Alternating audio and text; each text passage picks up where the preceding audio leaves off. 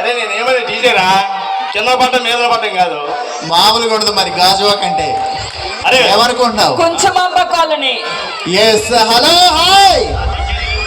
కొంచెమాంబ colony వాసులు youth ఉన్నారా? ఏంటి అసలు ఎంత సైలెంట్గా ఉన్నారు? వావ్,